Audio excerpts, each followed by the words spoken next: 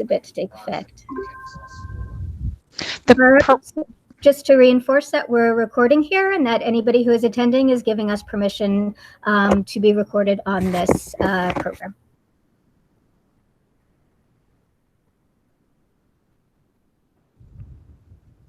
All right. Are we ready to go?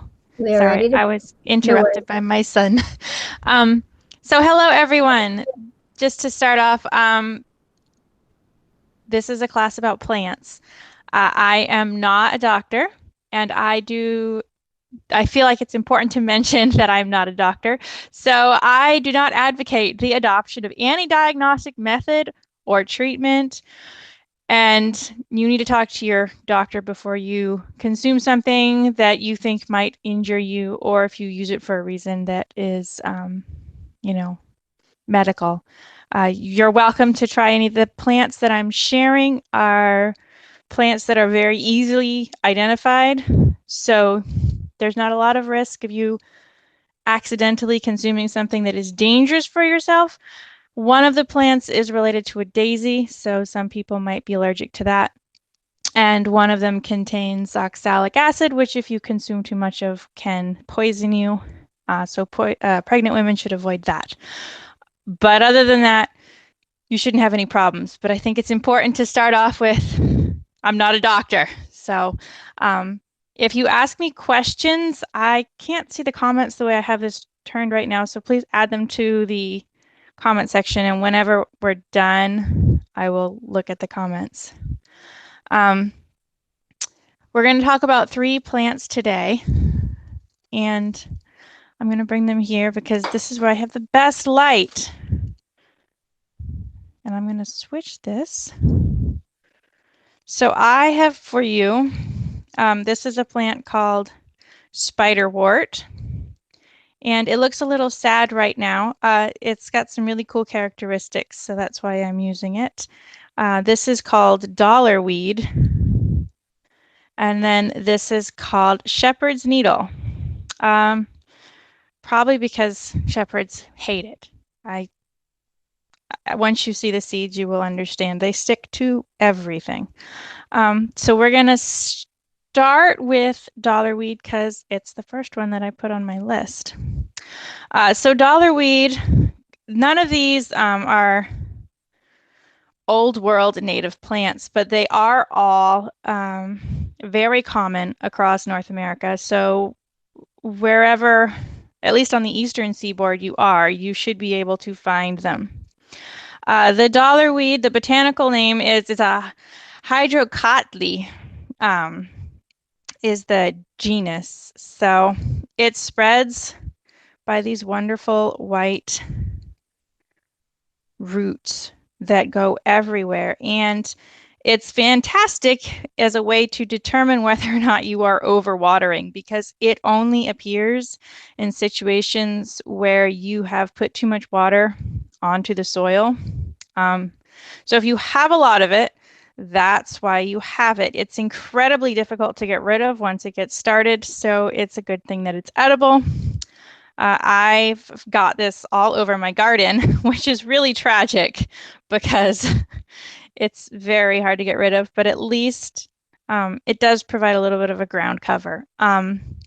Some other things about it is that it's high in vitamin E and a lot of those trace minerals. Another term for it is Pennywort, and it's distinguishable from things like ponies. I think it's called pony's hoof, because if you'll look, it's got a full, it kind of is about the same size as a silver dollar, although some of the leaves get much, much bigger. As I will show you here, they can get almost the size of your hand. So as far as something to harvest in the wild goes, it's quite large. So it's easier to harvest than some things that you might be out there looking for, like, for instance, the wild mustard or wild pepperweed, which is kind of sad looking and not as obvious. So that was the first one. You can eat it raw in salads. You can powder it. It's a delicacy, I guess. In Asian culture, they powder it and use it in tea. You can cook it, and you can also turn it into a kraut. We are going to use it as a salad today, a base for our salad. And then we're also going to use it in a pesto.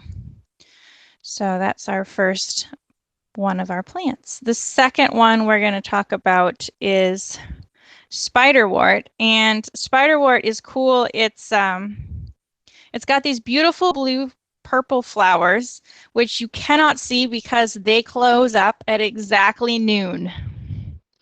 So if you see a bunch of them and they're closed, then you know it's the afternoon no matter where you are. The stems are actually fantastic as a substitute for asparagus.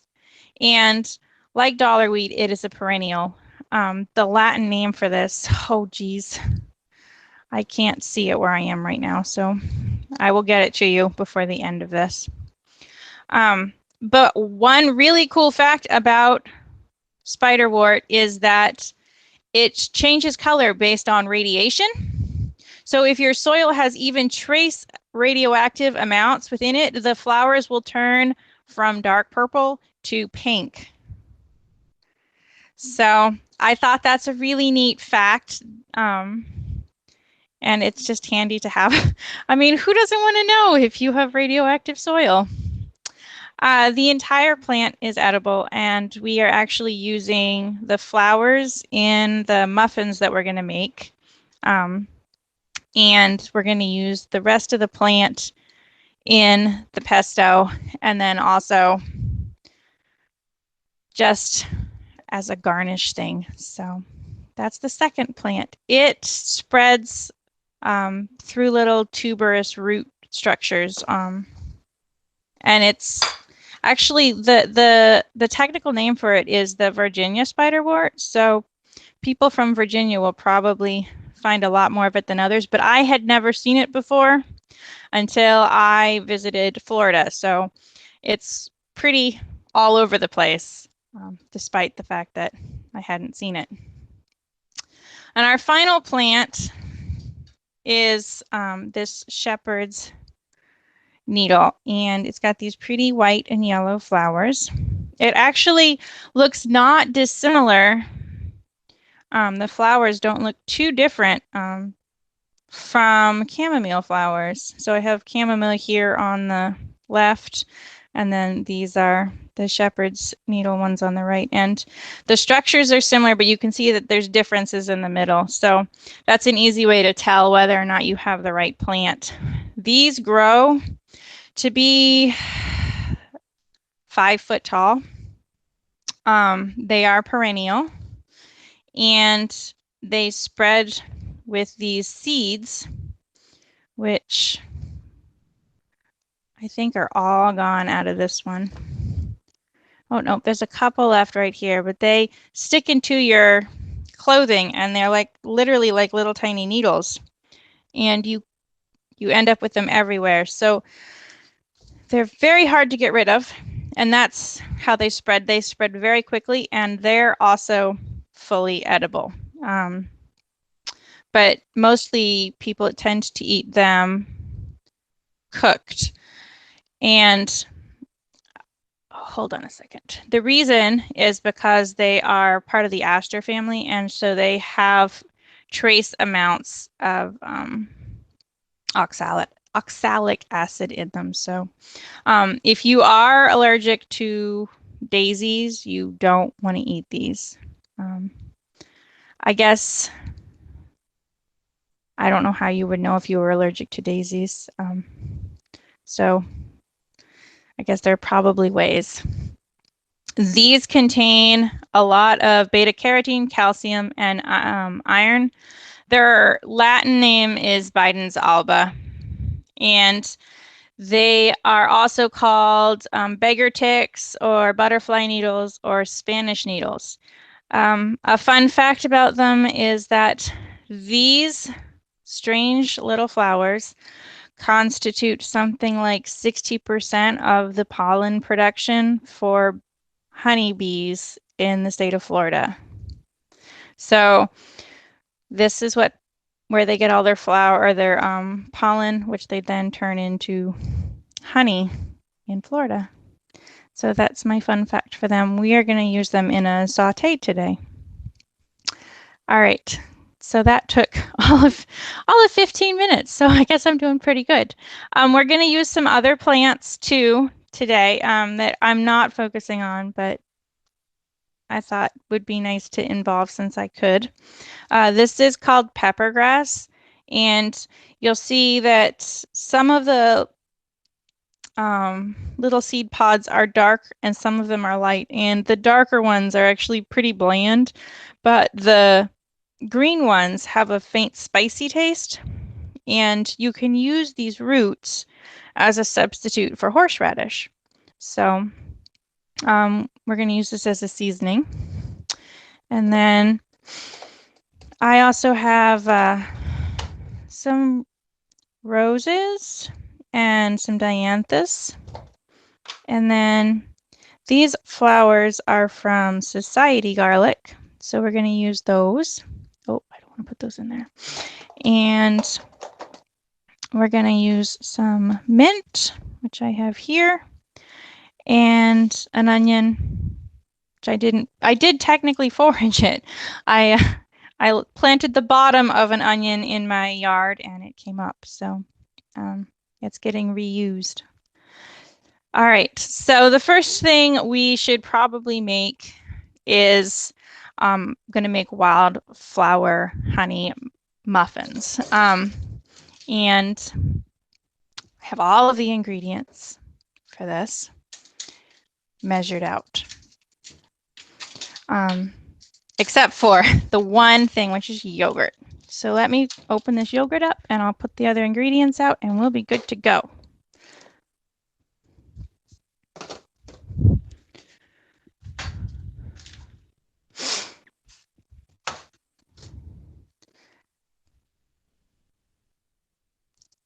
The weirdest part about this is that you can all see me, but I can't see any of you because you're muted.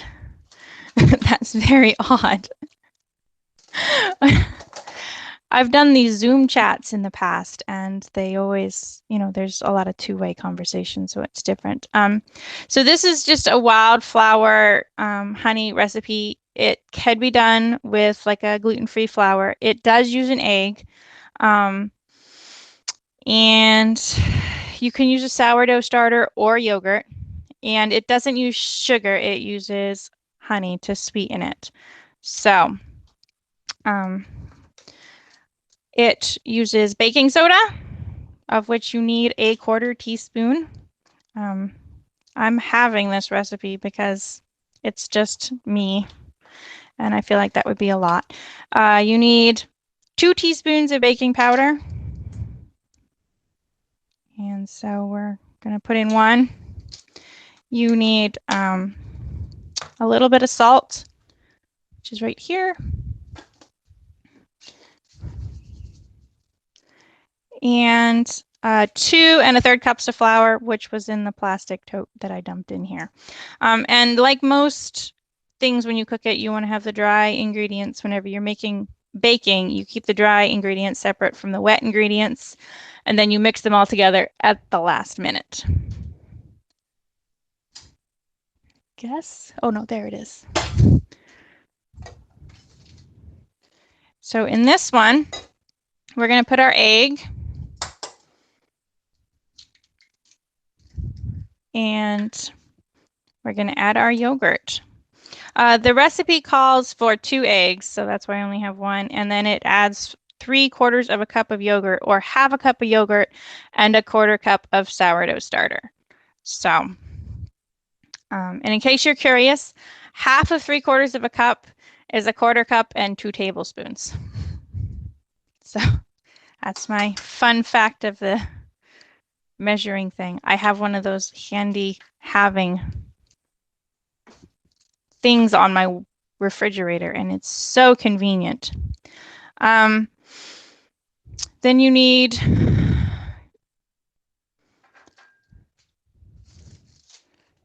the lemon. You need lemon juice of which it wants a tablespoon. And honey, and it calls for butter. I usually just use whatever oil I have around, and that works fine. You could probably use applesauce if you wanted to, because applesauce does substitute out.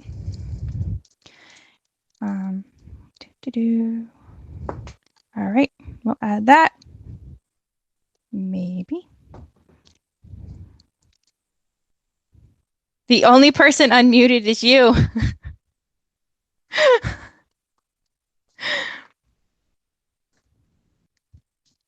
And then for the last ingredient is you add half a teaspoon of vanilla extract, because the original recipe called for a teaspoon. And I am going to send these out to those of you that are interested. I did put together like a PowerPoint and planned on sending it out. I just haven't finished uploading it yet. And I also didn't know if I was supposed to give it to you, Lissa, or if I was supposed to like do something else with it. What I can do is I can post it on the website. We can link it in the description, and I can post it on the website. So okay. Awesome. So now we just mix these up. This is where I get to do the Julia Childs thing. I guess it's Julia Childs. Somebody once told me that she did cooking shows like this. So I have all of this stuff in here. I'm mixing it up. And then once I got it all good and mixed, one thing, I've made this now twice, and the thing that I've noticed is that the size of your egg does matter with this recipe. Two of my chickens lay normal sized eggs, and then my other 3 chickens lay bantam sized eggs. So I need 2 bantam eggs for every 1 regular egg. So, which does make a change in how to cook it. Honestly, this is the only one of the things I think that would be relatively difficult to make if you were camping, because you would have to need a Dutch oven, unless you were really good at making stuff just on the fire. Some people are. You'd have to make pretty big balls of dough and then not burn it. And then you're just going to add flowers to it, and you can add as much flour or as many flowers or as few flowers as you want.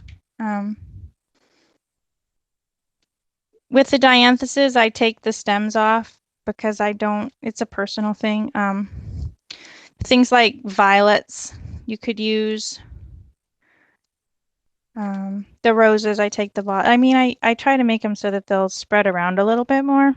But with the shepherd's needles and the chamomile, it's just as easy to leave them whole.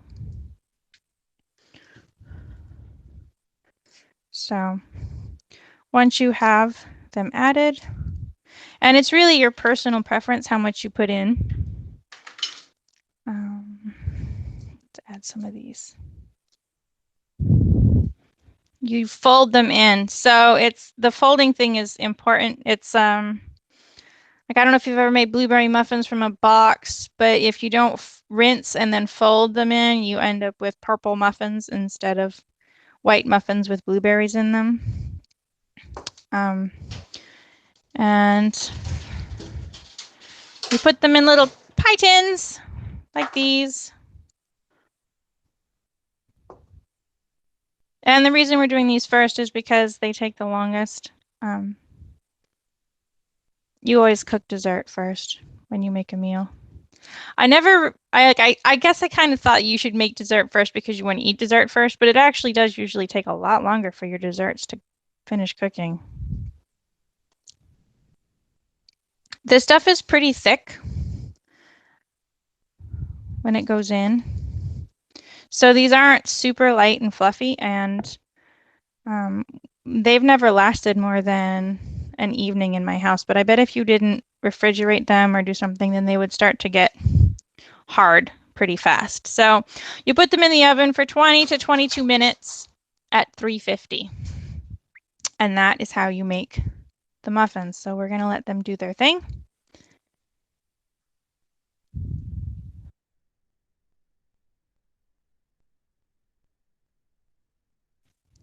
So the next thing we're going to do is the saute stuff. I pre-made the rice, so the rice and pesto part of this will go pretty quickly, but I think that it might take a little bit longer to do the sauteing. So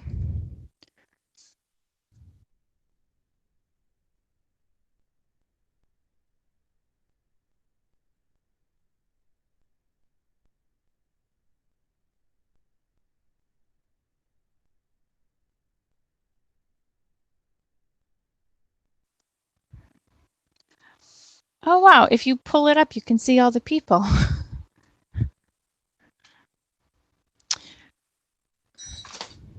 So for the sauteing, we're going to use the shepherd's needle leaves. I actually went in and washed them and took them off of the plant earlier today. It's actually not very hard to do. Sorry, that beeping is the induction cooktop. So they come off really easy. So, but like anything, just make sure you wash them or you might end up with little bugs. I don't know if that's a problem for you, but, and then I don't eat meat. If you are a meat eater, this would probably be really good with some bacon. I mean, everything's better with bacon, but even I can appreciate that, and I don't eat meat.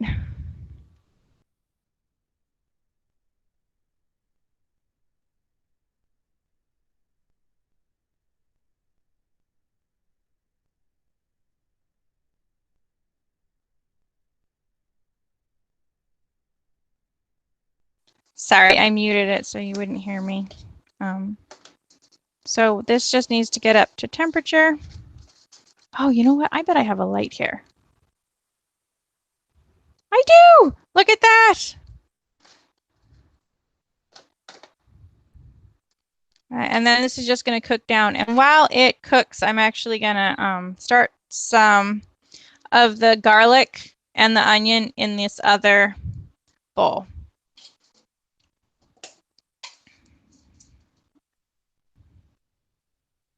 I feel like I really need a bigger kitchen in order to effectively pull off a video class on cooking.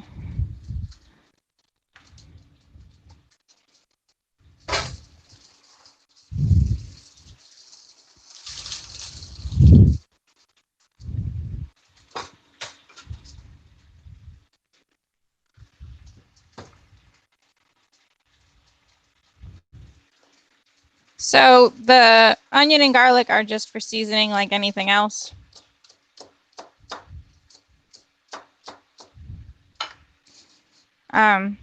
Induction cooktop doesn't take very long. So this will go in, and then this is probably the messiest cooking you've ever seen in your life. So that will go in there. We will add some garlic.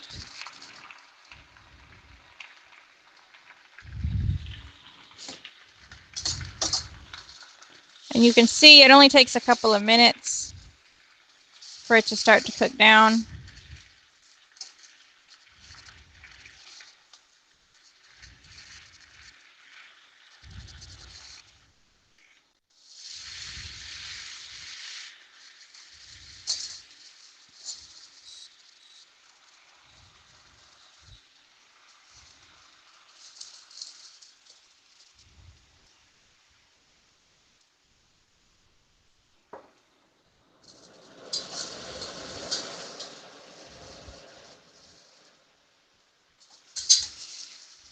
I gotta open this door or we're gonna be sad.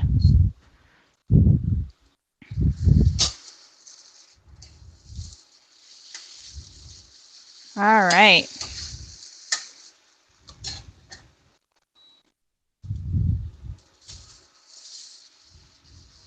I'm going to add the garlic and the onions. And then we're going to turn this right down as low as it will go. And just let it cook for a minute. So as far as the pesto goes, you can actually use pretty much anything for pesto. I guess pestoing is more of a term on how to prepare a thing and less you have to use basil. So I've already added garlic and Parmesan cheese, and actually instead of using pine nuts, I'm using walnuts because we have walnuts that are growing near us and we don't have pine nuts. So and then I have olive oil and all of the sad looking bits from my Spiderwort. We're going to go right in here with the olive oil. I'm going to pop this back here because I need to open it up.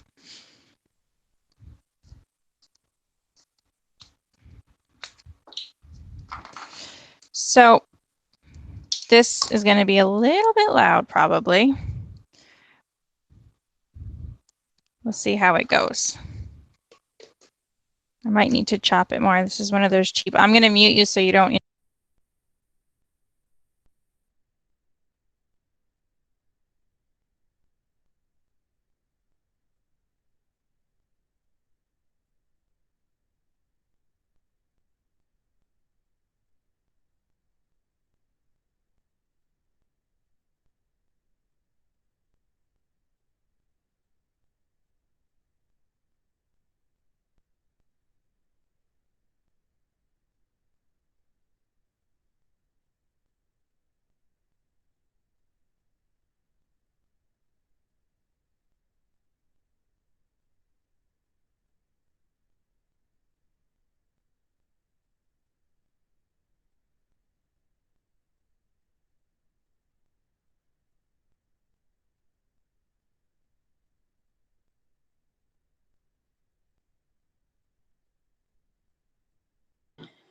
This was fantastic. I'm so sorry I have to jump off, but I can't wait to come back and visit some more with your herbs.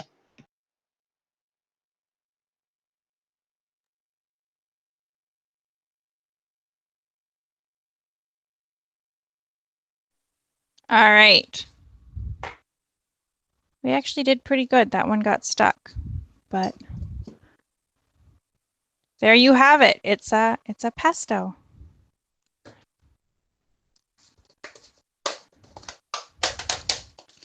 We have our rice, so we're just going to mix this in.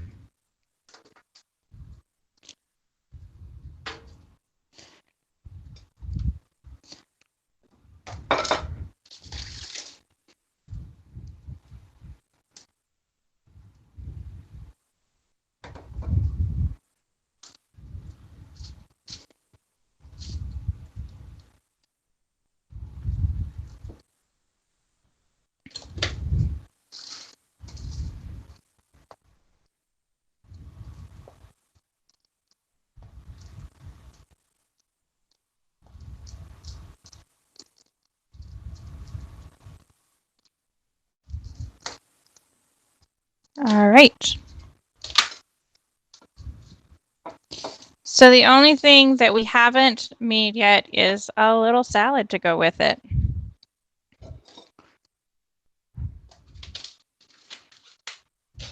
So for that, I have the dollar weed and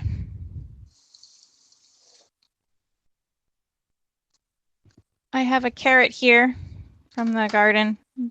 There, it is a sad carrot, but it is a carrot nonetheless. I actually used the carrot top earlier to make a salad, so if you didn't know it, you can use your carrot tops. They're edible. They're not very interesting, but you know, it's a greenery.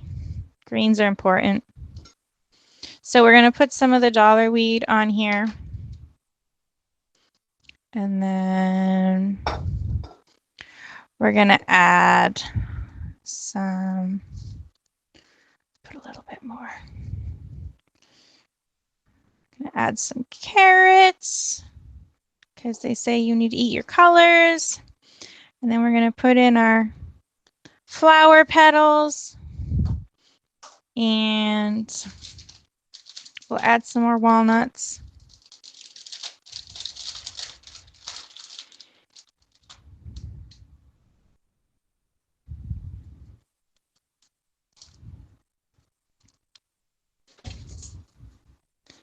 And then we're going to add our pesto. I'm going to put this back down here.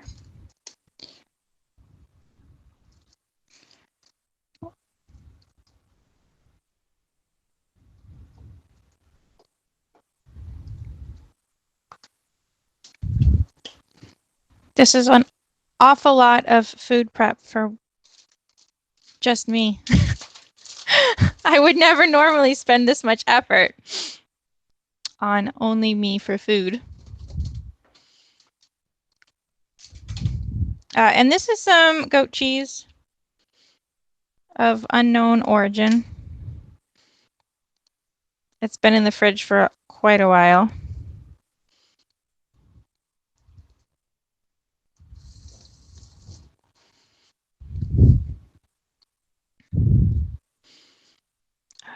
And then all that's left is to get our saute.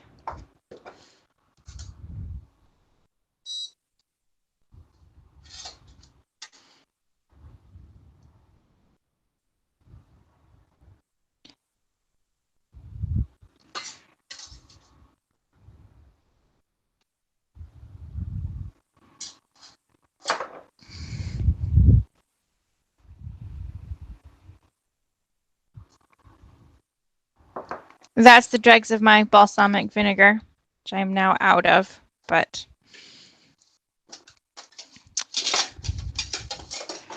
and then of course we need our plate for our dessert. So I actually pre-made some today and garnished them with flowers that I had candied. So there you can see them. And there's one on the plate. Let me grab a knife. We can cut this open so you can see those little purple specks are the spiderwort flowers that we added in. So some of them had more flowers ended up in them than others. And there we have it. I don't know how I did. I'm a little bit fast, but 3 wild weeds that you can eat.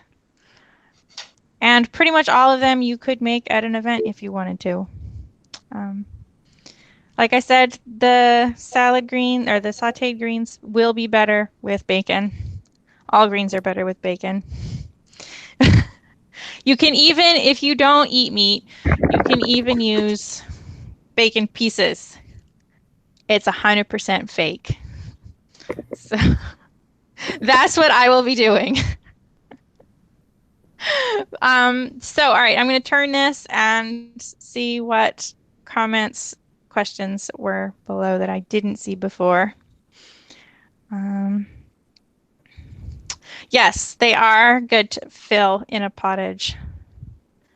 All right. I don't guess there weren't that many questions. Are there any other questions or comments? Please unmute and feel free to ask. I just want to say that flowers make everything so pretty. Like the salad looks so fancy when you add the flowers in.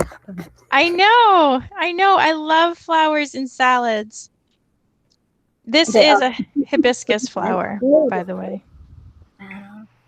I actually have a question about doing the candied flowers. Okay. So I've done candied rose petals several times, and I'm using very fragrant flowers, like some of my rugosa roses and other very strongly scented ones. But it still doesn't seem to carry that much scent or flavor to it. I ended up like mixing in some rose water into the egg white to try to cheat, which helped. But I'm wondering, am I just like missing a step? I was doing the egg white and caster sugar, and I'm curious if there's a better option. I can't speak to there being a better option. That's what I do. I've also, actually, the ones that I did here, some of them I did with mint as well, but I actually used cornstarch and regular cane sugar, and they candied fine. They took a little bit longer to dry, but so, I mean, the mint ones you can definitely taste the flavor in with the roses.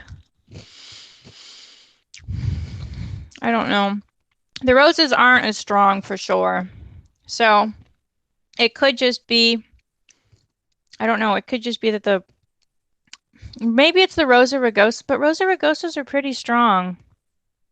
I mean, they're definitely not as strong. So I have some Tudor roses, and the smell on them is significantly greater than the smell of the Rosa rugosa. And so I would suspect that maybe the type of rose.